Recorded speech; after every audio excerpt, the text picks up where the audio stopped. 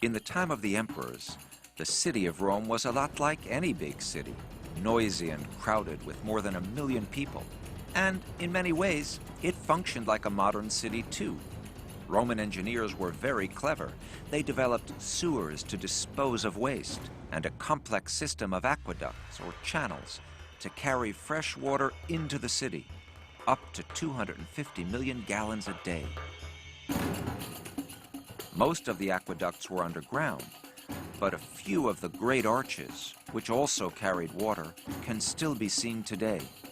They were built by the Roman army in times of peace. The arch became the Roman signature throughout the empire.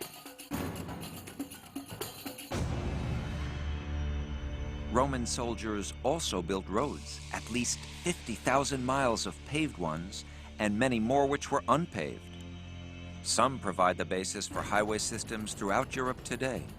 Of course, in ancient times, all roads led to Rome. In the great city itself, emperors commissioned grand arches and buildings to proclaim their power.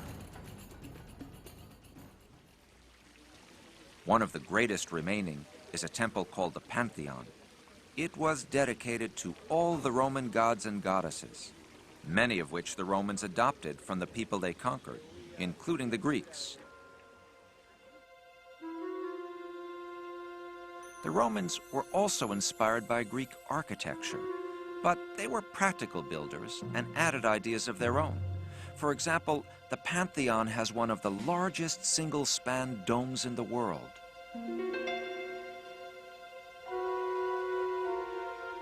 Guess what it's made of? An early form of concrete developed by the Romans. Because it was lighter than stone, concrete made it possible to build a dome as big as this one.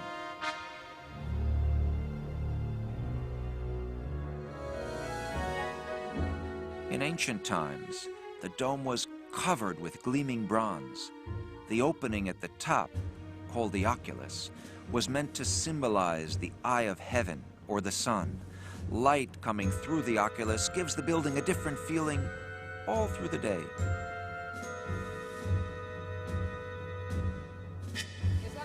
The Pantheon must have been built pretty well because it has survived for more than 1,800 years.